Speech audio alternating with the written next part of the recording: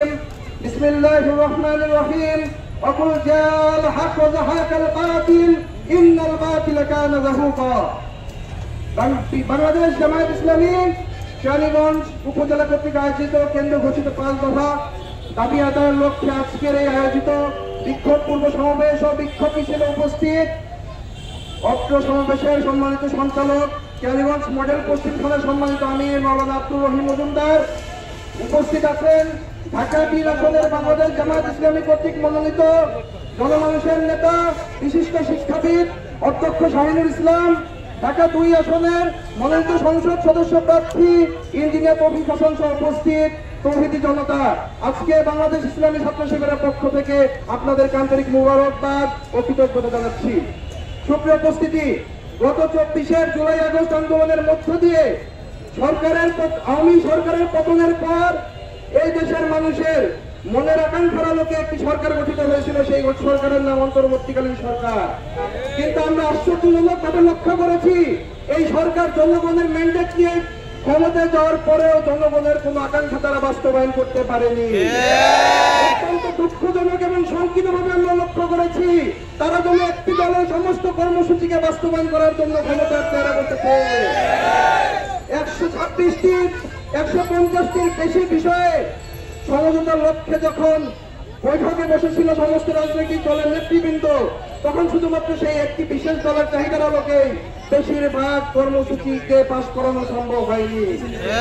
এখন তারা নির্বাচন নিয়ে কথা বলে, এখন তারা বাংলাদেশের মানুষকে ভূগোল বোঝাতে চায়, তারা কুরআন হাদিস থেকে বর্ণনা করতে চায় যে পিয়ার পদ্ধতি হারাম, অথচ যেই কোরআনের আয়াতকে উদ্ধৃতি করে তারা প্রমাণ করতে চায় সেই আয়াতটা পর্যন্ত তারা সঠিকভাবে তেলাওয়াত করতে পারে না।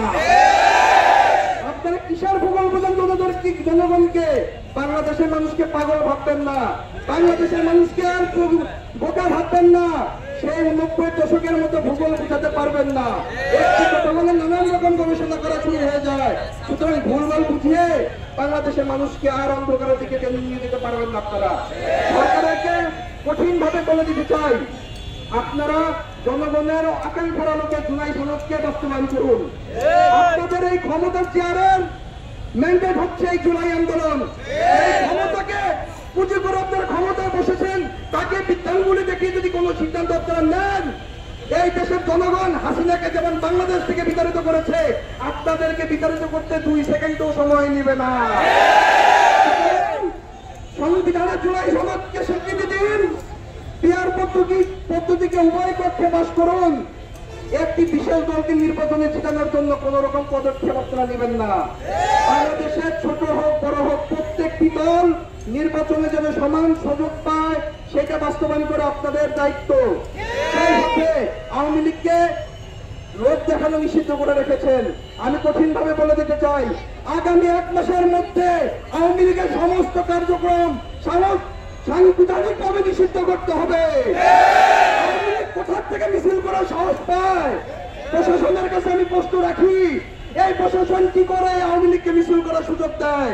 প্রশাসনের ভিতরে যারা আওয়ামী লীগে চালানোর উপনীত আছে, আগামী 1 সপ্তাহের মধ্যে তাদেরকে বহিষ্কার করতে হবে।